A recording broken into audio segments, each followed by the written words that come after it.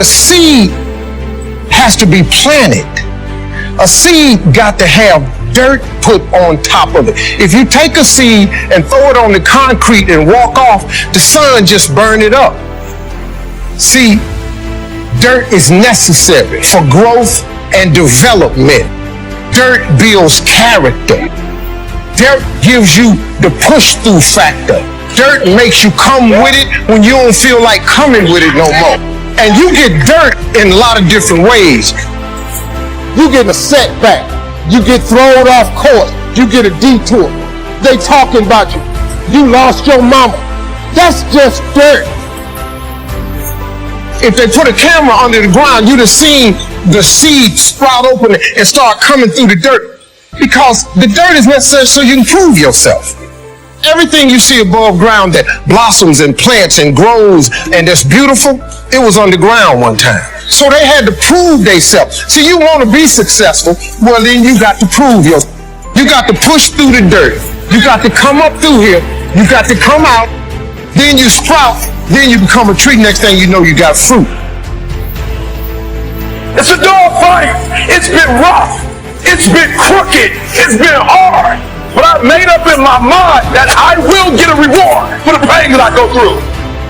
I will not stop in the middle of the process. I will not be defeated. I will take everything that happens in my life and I will allow the pain to push me to greatness. You will not break me. You can take my clothes, but it wasn't in my clothes. And you can take my bracelets, it's not in my bracelets.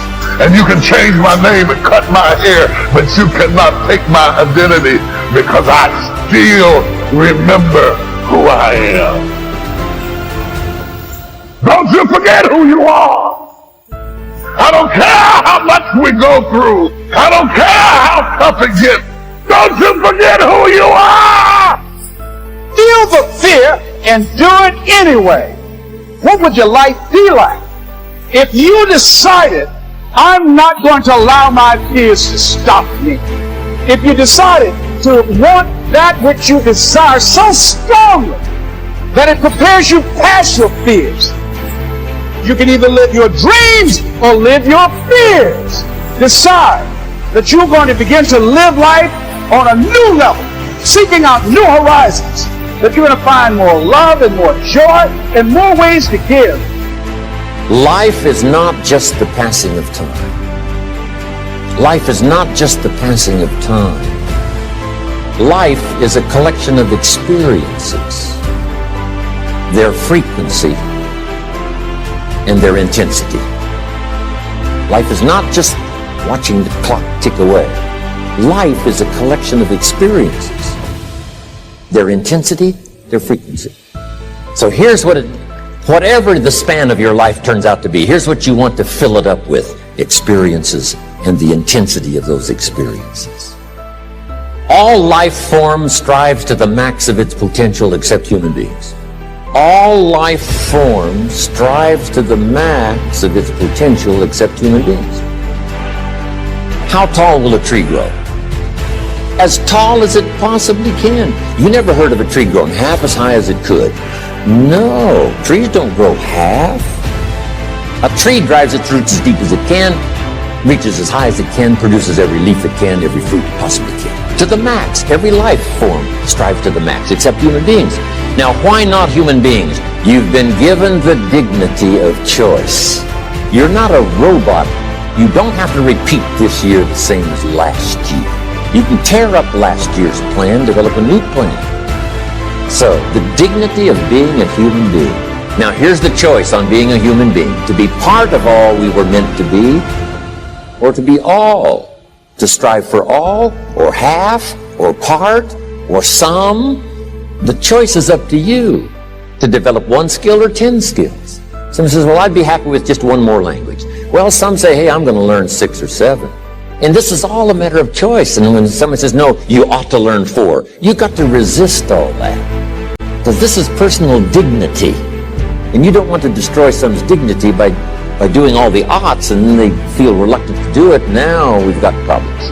So if you want to, just ignore this subject on time management. Now here's the next one. Step down to something easier. The guy's in sales, and he says, oh, I want to own the company. Finally owns the company. Now he's got no time to play golf. He said, when I was in sales, I was making big money playing golf 3 days a week. Heck with this owning something. Heck with managing. My life was never my own after I started to manage. I'm going back to sales. See, this is the key. If you're getting too pressed, you might consider stepping down to something with a little easier time pressure. Little girl says to her mother, Daddy comes home, brings his briefcase and pats me on the head and says hello, disappears and works on his papers. How come my daddy doesn't play with me? And her mother said, look, your daddy loves you very much, but he's so busy at work, he can't get it all done, he has to bring it home. He loves you, but that's why he can't play with you. And the little girl said, why don't they just put him in a slower group? Remember when I said some things I went for cost me too much? So reconsider. Next key to time management, and that's work longer and harder. But see, there's a limit to that. I almost lost my health the first year. I went so crazy about personal development and achievement. I just went bonkers. You know, I told you I was skinny, but at the end of that first year, I was a walking shadow. And then it suddenly occurred to me, what if I got rich and too ill to spend it? I mean, that was a shocker. So I started, developing a little more reasonable.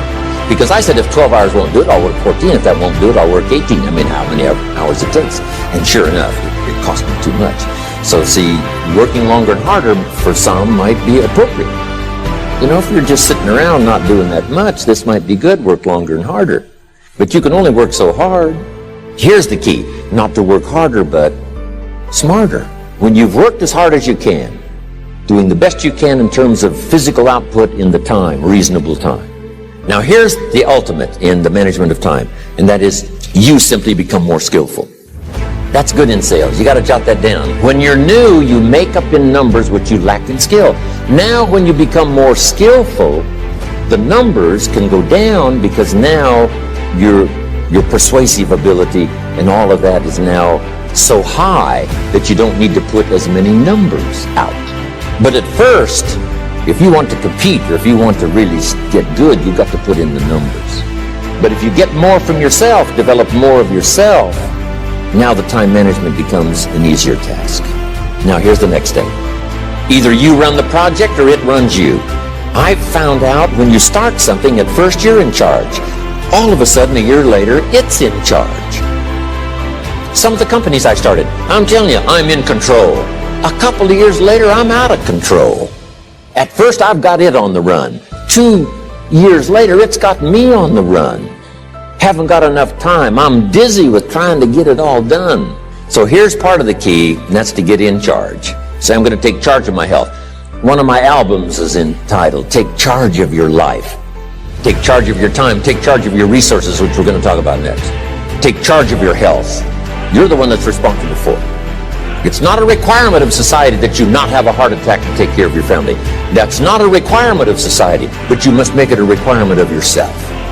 Society doesn't require that you build a financial wall around your family nothing can get through. That's not a requirement of society. It's a requirement you impose on yourself to build a financial wall around your family nothing can get through. So impose on yourself this self-development of being in charge, taking charge of your life and your health and your future and your responsibilities and all of those. Next, reasonable time is enough time to achieve all of your goals. Just jot that down. Reasonable time is enough time. I had to learn that. Reasonable time is enough time. Here's why. It's not the hours you put in, it's what you put in the hours. If you start depositing greater ideas into the hours you've got later than now, I'm telling you, later you can't believe the productivity that will flow. The ideas you can't think of now, a year from now, they'll start to flow. And when you deposit those ideas in the hours you've got, productivity multiplies by 2, 3, 5, 10. Next, time management essential. We've already covered the first one, a written set of goals. And then do priorities on your goals. What's important this week? What's important this month? Here's the next one. Often review. Just go over your goals to make sure that your list is working for you. It's got you inspired. It's got you turned on.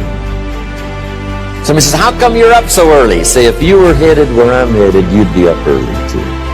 If you were going to meet who I'm going to meet, you'd be up early.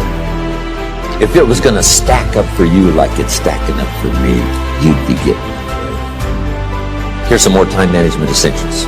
Learn to study what we call majors and minors. You pick up the phone. Here's what you must say when you pick up the phone. Is this a major conversation or a minor conversation? If it's minor, a few pleasantries and you're done. If it's major, maybe you've got to make a few notes. So here's the next one. Important conversations, make an agenda before you make the call. Did you ever hear a conversation end like this? Let's see, there was something else. See, you don't look that swift. I can't think of it right now. I'll call you back. See, you look a little incompetent. Let's see, there was something. It escapes me right now. Really? So have you got this now? Make an agenda before you make a call if it's an important call. Now later that saves you all kinds of stuff. So what's major, what's minor? Now here's the key on this. Don't major in minor things. If you take up major time to do minor things, I'm telling you, you'll be behind the curve constantly. Here's another key time management essential. Don't mistake movement for achievement. It's easy to get faked out by being busy. Guy comes home at night all exhausted, falls in the chair and says, oh, I've been going.